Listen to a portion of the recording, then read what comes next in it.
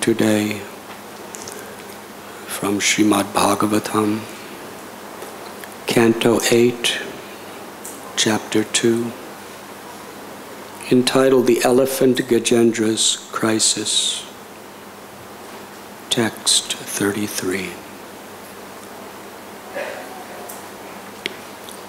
This particular chapter of Srimad Bhagavatam is deeply instructive on many of the most critical principles required to understand to make real spiritual advancement.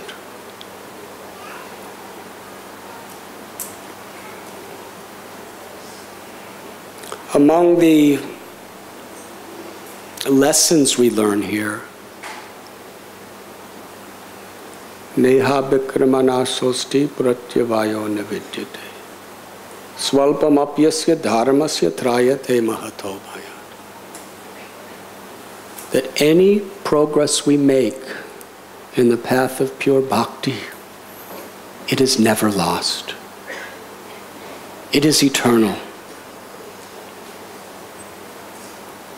And Krishna is so kind that any sincere effort anyone makes to serve him and to please him,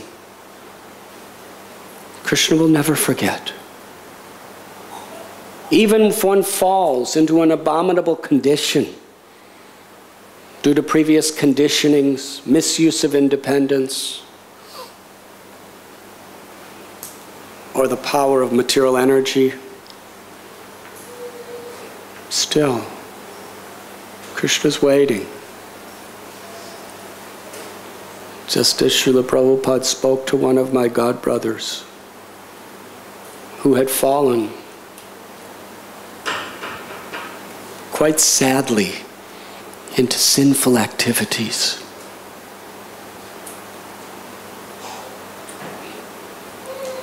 Other devotees condemned him, criticized him, did not want to go near him. But Srila Prabhupada wrote him a letter. Because you have once chanted the holy name of Krishna sincerely, Krishna will be for you. He will be there for you. And at the most critical moment, he will be there to save you. And it actually happened. That just before his death, he transformed and completely surrendered to Krishna with all humility and devotion.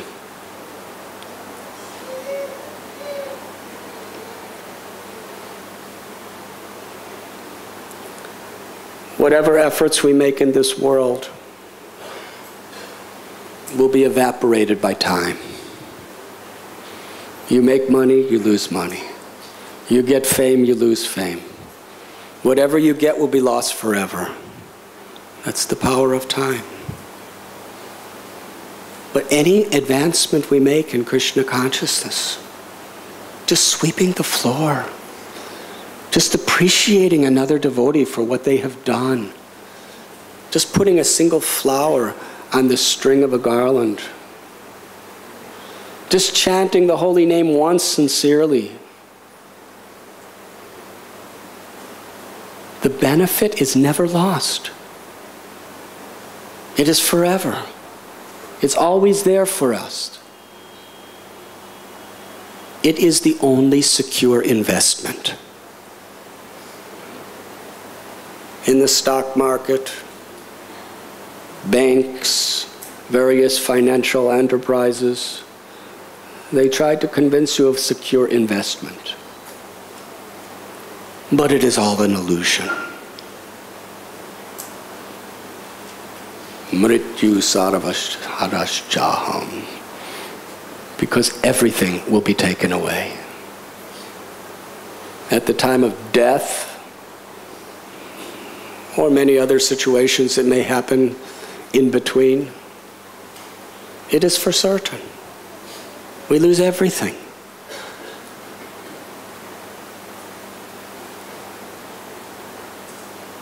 There are only two things that are certain in this world. Absolutely certain. One is anyone who is born will die. That is absolutely certain. Two, any investment we make in bhakti is never, ever lost. Even at death, in our next life, all of our credits are there at our disposal to carry on.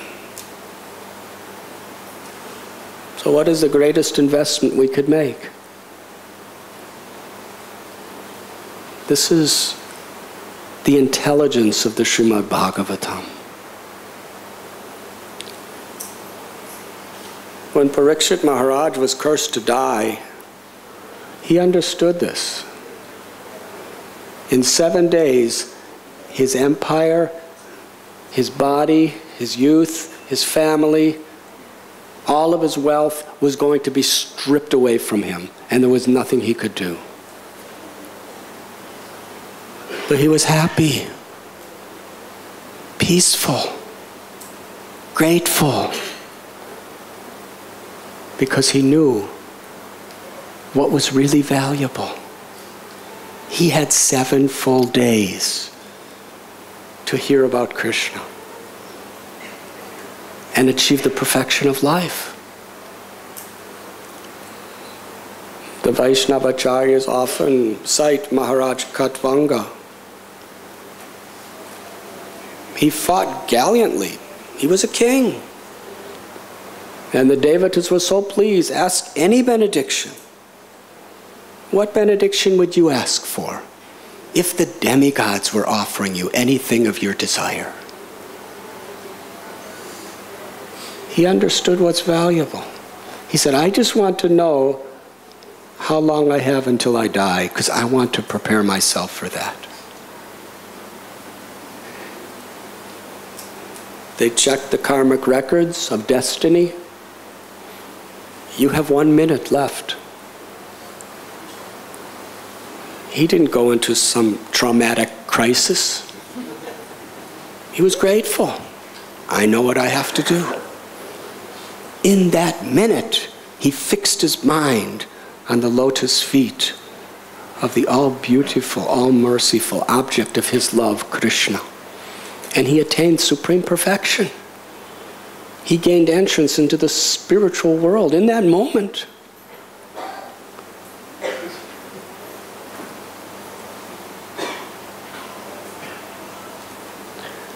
Gajendra, this elephant, in his previous life, was a king named Indrajumna, who lived in the Pandya district of the Dravida Desh of South India. And after performing his worldly duties, he retired from his material life and went to the forest. His hair became matted. He wore simple clothes of a mendicant and simply practiced focusing his attention on God. One day in his hermitage, he was so deeply absorbed in meditating on Krishna that he was not aware. Angira Muni, a great sage, had come to his hermitage with many of his disciples.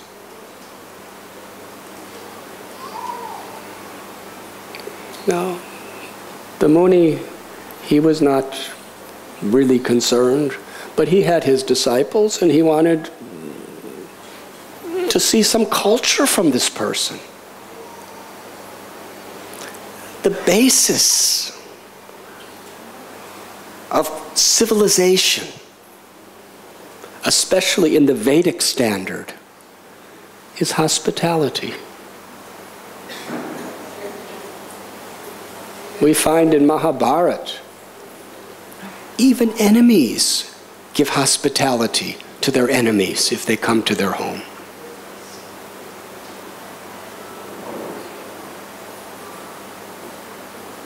If one does not show proper hospitality, one is considered very fallen.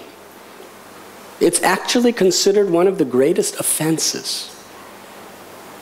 What to speak of hospitality to a great sage? Even hospitality to a stranger who you've never seen before. Maharaj Ranti Dev, he was willing to sacrifice his life to show hospitality to some dogs and their keeper, a Chandala.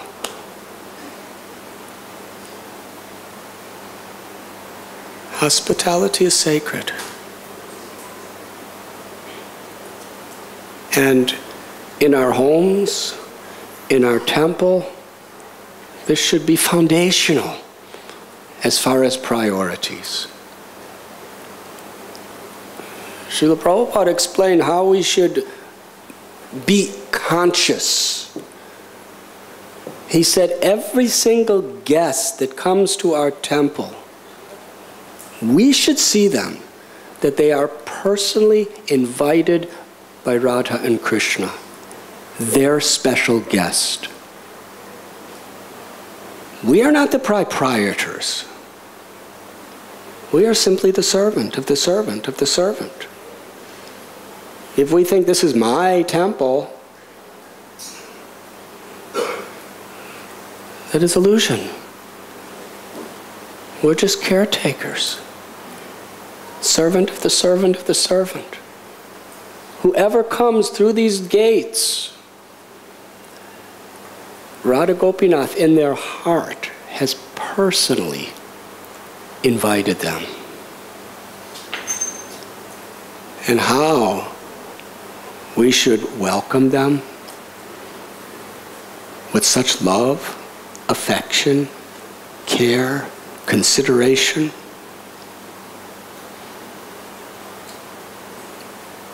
And when people receive such hospitality, their hearts open.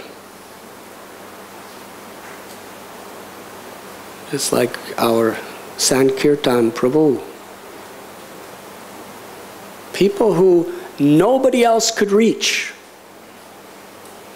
Sometimes very proud people, very big people. Somehow or other they come once and he gives them such hospitality. They've never seen anyone like him. I know one person just made a film for Disney, and the film that they made for Disney, in 1 month, they made, that film grossed $65 million. Not rupees, dollars. 1 month. Now this is a very, very high-powered managing person. Said, she told me, if I could, if he would do it, I would hire Sankirtan to be my manager.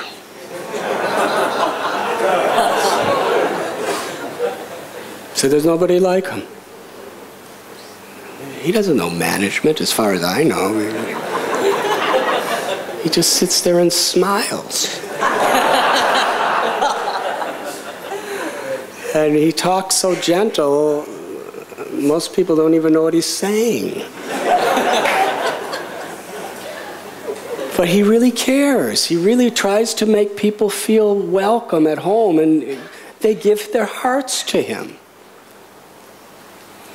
They'll give him telephone numbers. You could reach me anytime, anywhere. And that's how Prabhupada established our society, on the basis of hospitality.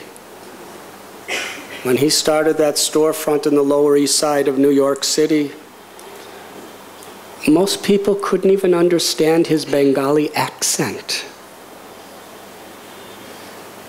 But he welcomed everyone. It was Krishna's love. It was Krishna's concern manifesting through. And they were willing to believe anything he said and do anything he said. They never wanted to leave him because of that love.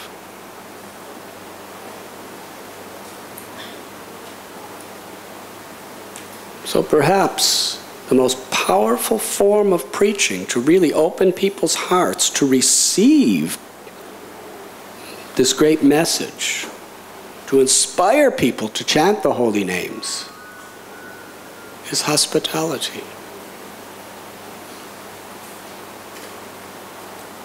Well, Indradyumna, he wasn't very good at hospitality. And this great rishi, he wanted to show people that hospitality is very important. He was absorbed in meditating on the Lord like this. And he didn't even know what was happening around him. So the rishi became very angry. I've come to your home. I brought my disciples. And like a stupid, dead animal, you're just sitting there. You haven't welcomed me. You haven't given me a mat, haven't given me water, haven't even said kind words. Because you're sitting there, dumb like an animal, I curse you to become a dumb animal in the form of an elephant. Now elephants, Prabhupada explains, they're very big and they're very strong, but not very intelligent.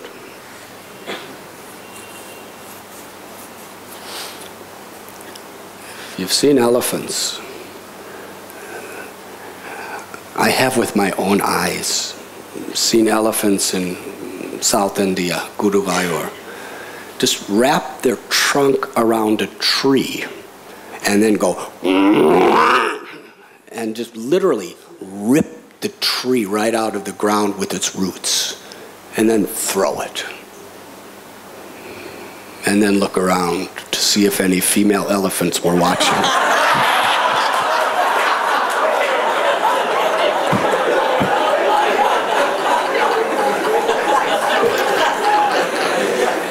If any female elephants were watching, then he just goes and picks up and uproots another one.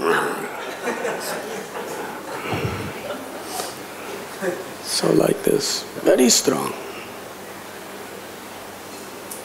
But years ago when I was living in Mithila or Janakpur, where Sita married Ram, in those days the main conveyance for cargo was elephants. They did not have lorries or trucks. So I would see these gigantic Nepali male elephants with massive tusks, huge. And there'd be a little boy sitting on his head.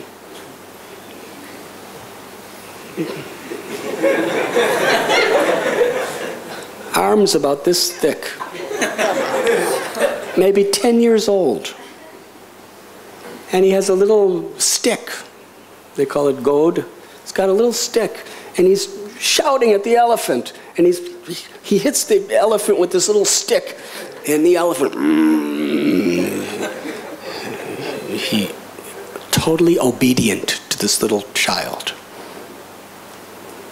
Now factually, if the elephant wanted to, he could just take his trunk, throw that little child down, and with one stomp of his foot, crush him into a puddle. But the elephant's thinking that if I don't obey this child, he's going to stick me with this stick.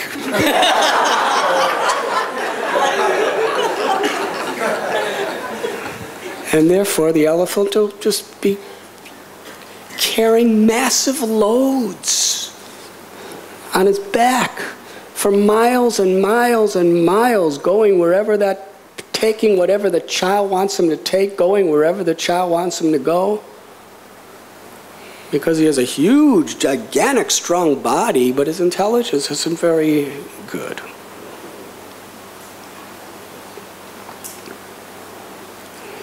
He's forgetful of his own power. So that is the nature of elephant. When Indradyumna Maharaj was cursed to become a stupid animal, he was grateful because he was a devotee. A devotee understands that any setback that may come in their lives is always under the control of the Supreme Lord. And if we simply carry on with our devotional service patiently and with a grateful heart, that setback will be transformed into a blessing, whatever it may be. Tatenu kampam susamikshemano bunjana evatma kritam vibhagvam. Srila Prabhupada often quotes this verse. This is the quality of a Vaishnava. Being a Vaishnava is not about signing your name on the book before Mangal Arati. That's not all. It's not about the kind of tilak you wear or the kind of beads around your neck or the kind of clothes you may put on. Vaishnava is based on our character. And what is the character of a true Vaishnava? Even when great difficulties arise, impediments, setbacks, disturbances, intrusions, when they come into our life with folded palms, we welcome them with grateful heart. Actually, I deserve worse. This is only a token by the grace of Krishna. And if simply I carry on with my devotional service patiently and take shelter of the Lord in this situation, then it is my greatest fortune.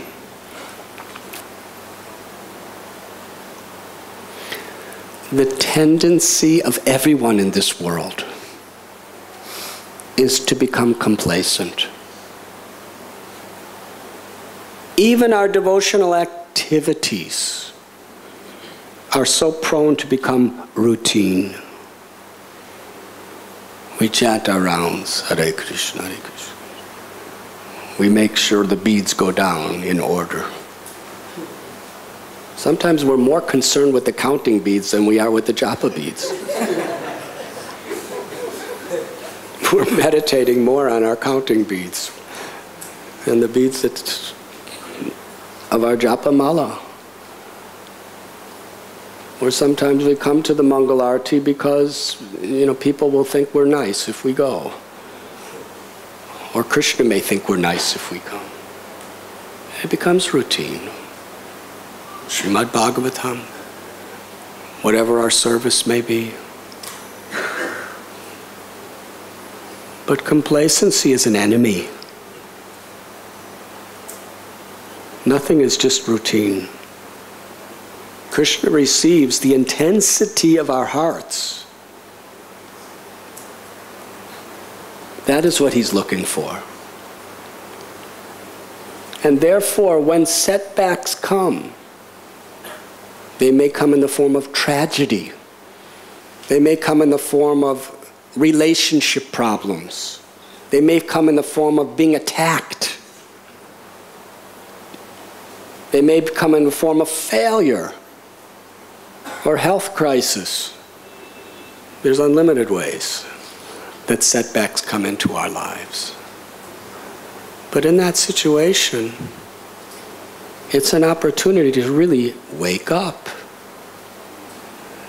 As Gaurvani Prabhu was singing last night, he was, "Wake up, sleeping souls."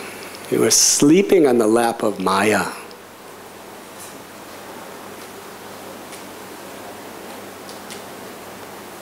Wake up doesn't mean just become a devotee. Wake up means to take shelter of Krishna.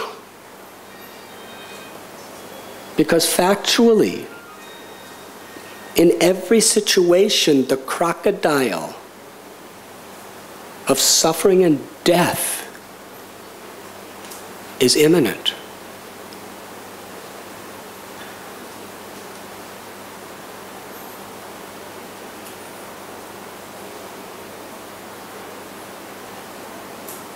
One who takes shelter of the Lord when difficulties come, that person alone is liberation, the supreme liberation, his or her rightful claim.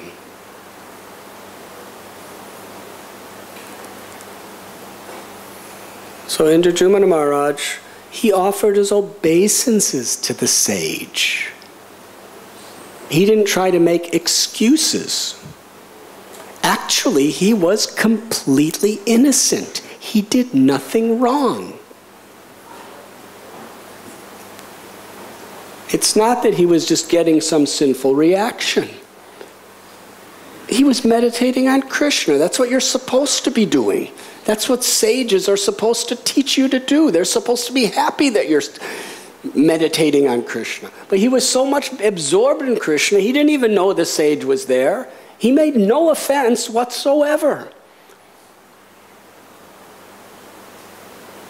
But he was blasphemed by this great Muni, who said, you are an ignorant, you are dull, you are not gentle. He was criticizing him horribly. And then he cursed him to be an animal. Here was the sage. The last part of his life, he's trying to perfect it by meditating on Krishna. And instead of getting that, going back, he was preparing to go back to Godhead at the dusk of his life. And right at that moment, he's misunderstood and cursed to become an animal. That's a setback. But he understood that not a blade of grass could move without the sanction of Krishna. Krishna's plan. And he accepted it wholeheartedly. And now here he is, an elephant. Another lesson of this great story is padam padam yadvipadam natesham. Whoever we are, there is danger at every step in this world. There is no exception.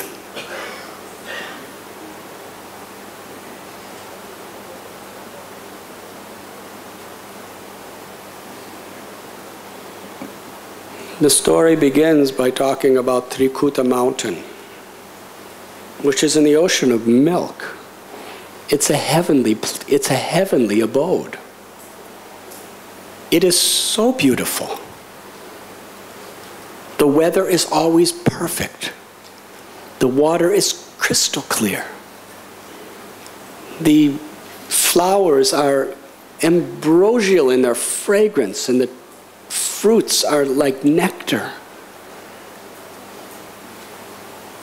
The greatest of the demigods go there for vacation. Hare Krishna. They don't go to, where do you go on vacation from Bombay? Huh? Lonavala? Lonavala? No demigods you'll find there. Mahabaleshwaram, no demigods will go there. But this is heavenly abode. It's absolutely beautiful. There are pages and pages of the Bhagavatam describing the beauty and the peace of this place. And Gajendra is the king of the elephants. The lions, the tigers, the poisonous snakes, they fear him. When he comes down the pathways, they all run away. And the other more dependent animals, they feel totally 100% protected by him and offer him all respect. He's the undisputed king of a heavenly abode. There's no suffering there, it appears. And it was just a regular day where he was enjoying like anything. He had many female elephants with him and his children. And then there were all of his subjects and his servants and his friends, family members. They would all go with him. He was guiding them, and he smelled this fragrance. A crystal transparent clear lake where there was so many lotus flowers, and the pollen of those lotus flowers permeated the entire forest with a fragrance. Induced by that scent, he brought his family to that lake. Can you imagine what nectar that water was? He went in the water, he took his bath, he drank that water with his trunk. Then he began to splash with his trunk his wives and his children, and they were so happy. It was just a wonderful, wonderful holiday. At the least expected moment, suddenly a crocodile with his powerful jaws and razor-sharp teeth grasped the leg of Gajendra. Very painful. Gajendra was fighting, but the crocodile was very strong. They fought for 1,000 years. Gajendra would drag him out of the water. The crocodile would drag Gajendra in the water. They were just going in and out of the water, in and out of the water. Gajendra was getting really tired because in the water there was no food for him, but the crocodile is accustomed to the water, so he was getting nourished. So the crocodile was getting stronger and stronger, and Gajendra was getting weaker and weaker and weaker. Gajendra turned to his family members, turned to his friends, turned to his own physical strength and intelligence. Nothing worked. He was on the verge of death.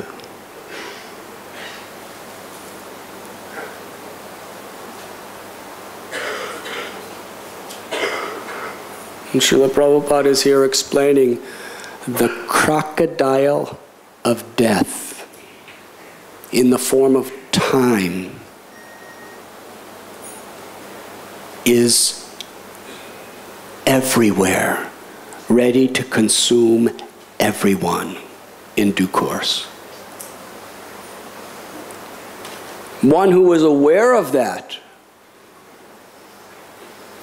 we're already in that mouth of the crocodile. It's not a matter of waiting till it happens.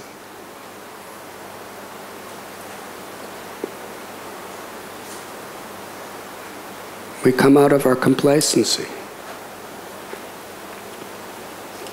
When Gajendra was completely helpless, at that point, Krishna in his heart reminded him of his previous devotional activities. Reminded him of the prayers that he had learned in taking shelter of the Lord.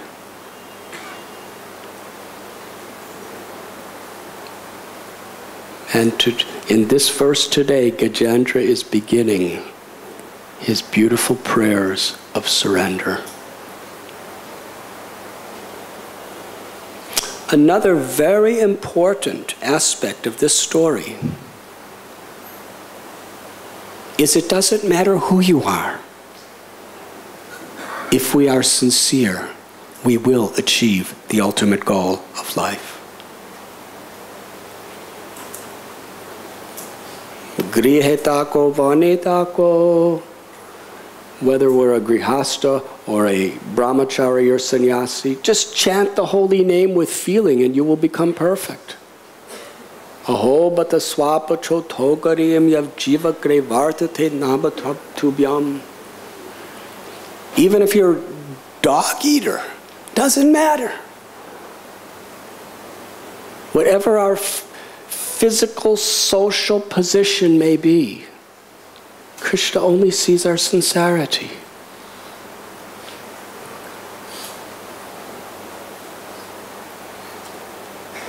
Srila Prabhupada writes, pure devotional service is very rare. But one who is sincere, serious, and has no ulterior motives, Krishna easily gives it. In Sri Chaitanya Charitamrita, Sri Chaitanya Bhagavat to be specific, Lord Chaitanya uses Gajendra as a powerful example of how to attain perfection. Shall I tell the story? Thank you.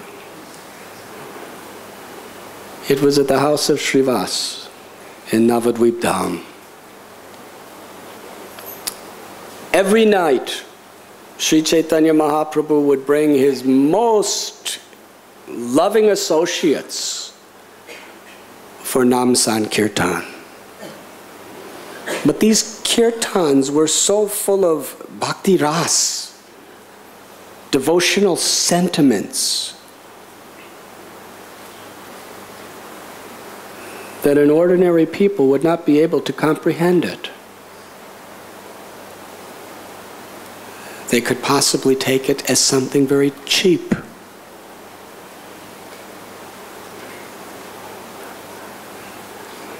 Our acharyas tell us that Srivasangam is the Rasa Stali of Vrindavan. The kirtans in the house of Srivas and Malini were none different than the Rasa Leela of Sri Vrindavan Dham. Chaitanya Mahaprabhu is Radha and Krishna dancing in ecstasy. So Lord Chaitanya Mahaprabhu would close and lock all the doors so that no one except the most pure-hearted, loving devotees could enter.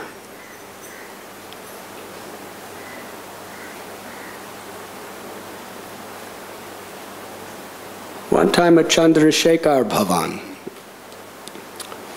he said to his devotees, "Tonight I am going to dance in the mood of Radharani, the supreme goddess of fortune."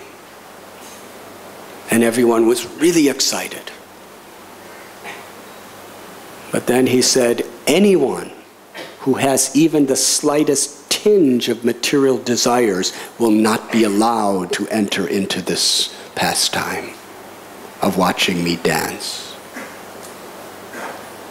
So suddenly all the happiness of the devotees waned into great sadness.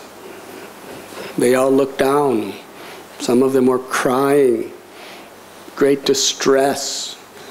Lord Chaitanya said, "What's wrong?" And they all said, "Well, we won't be able to come because we have so many material desires." This is the nature of a devotee. It's not that they're saying, "Oh, well, that's me. I have no material desires. My ticket is secure."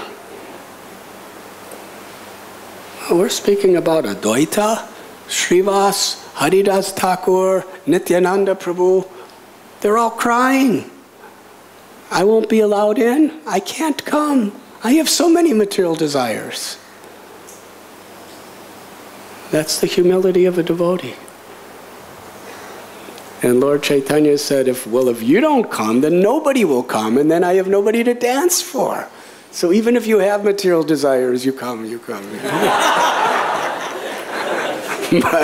But he said this only to the people he knew had no material desires.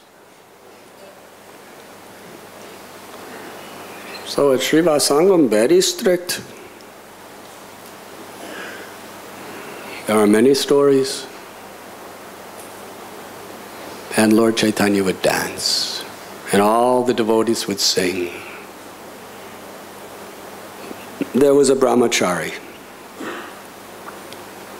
Every day, he would humbly plead to Srivas, please, O great Pandit, allow me just one time to see the great Mahaprabhu dance. This is my cherished, deepest, greatest desire.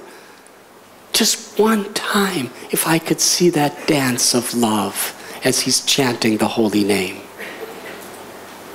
But every day Srivas would say, it is not possible. Lord Chaitanya has personally selected who will come to these kirtans. Even one time I let my mother-in-law, she happened to sneak in, and Lord Chaitanya was very angry. So he said, I cannot do it. But this brahmachari, he was sinless, perfectly pious. He had deep sadhana. And he only drank some milk and ate some fruits, would take no other food. Very austere.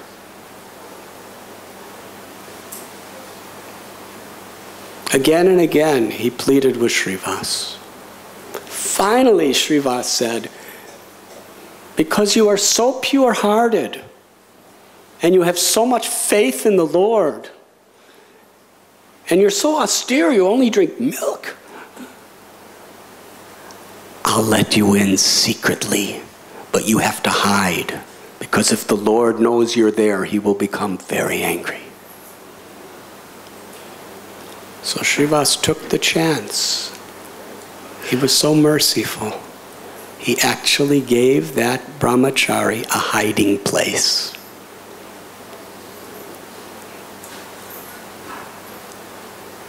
Gauranga Mahaprabhu enters the house, induces all the devotees to begin to the Nam Sankirtan.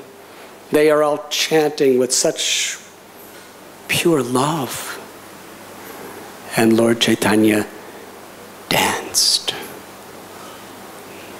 The most beautiful manifestation that has ever been revealed in Brahma's creation is Sri Chaitanya Mahaprabhu's dance. We can never fathom the intoxicating experience of seeing that dance. It is the personified love of Sri Radharani for Krishna.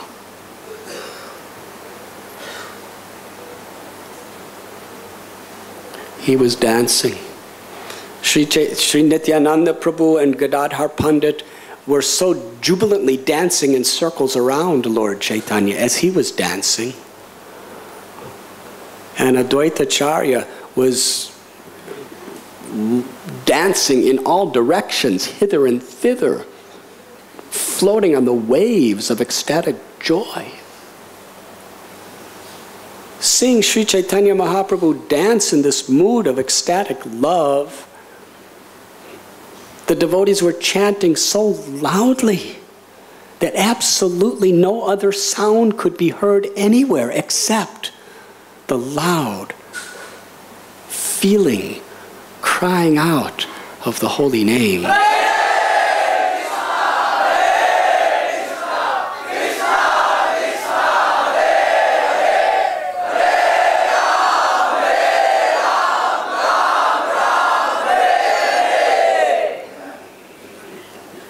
It was much louder than that.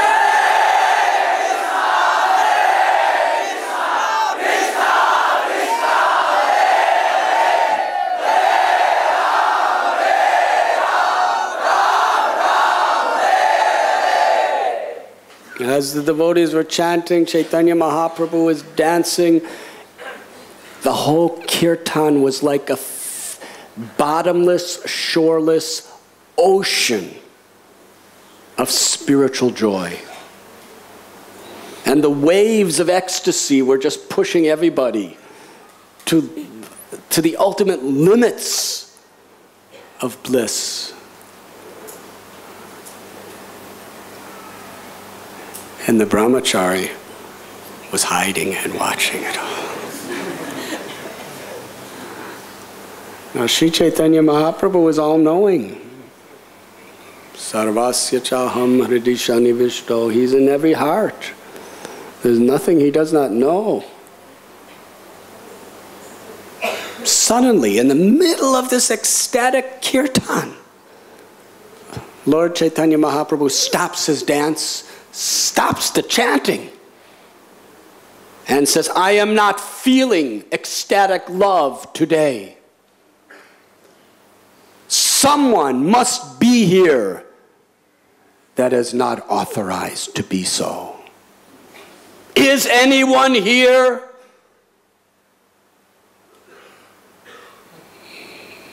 Now, when the Lord asked that question, He is the absolute truth.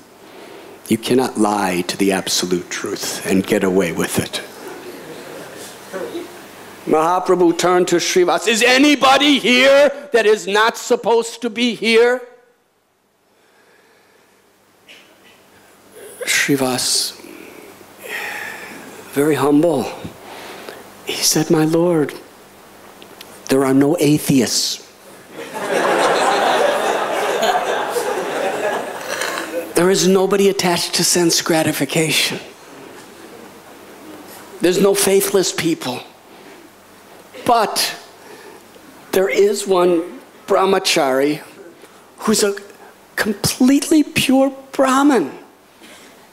He loves you. He wants to see your dancing. He's so austere. He only drinks a little milk and eats a little fruit. I let him in.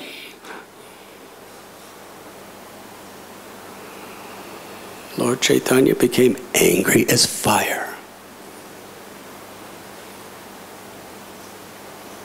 With a voice like thunder, he called out, "Get him out of here! Immediately!"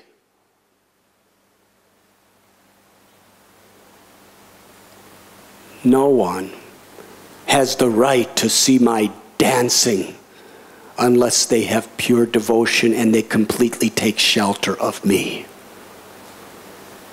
It is not by performing austerities. It is not by being a highly qualified Brahmin that one has the right to see me. It is only by simple devotion.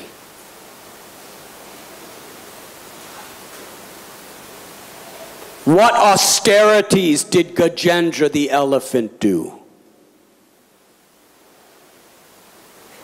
What austerities did Hanuman do? He was a monkey.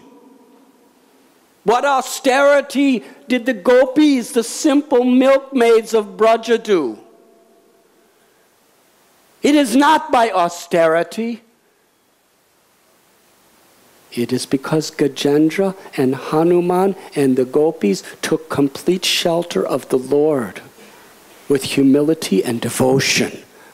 That is the only qualification to see me. Get that milk drinker out of here before I destroy everything.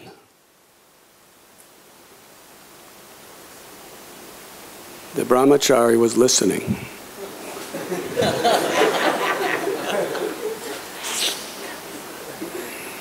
Now, be honest, if Lord Chaitanya was talking about you like that, what would you feel like? Well, the brahmachari was in ecstasy.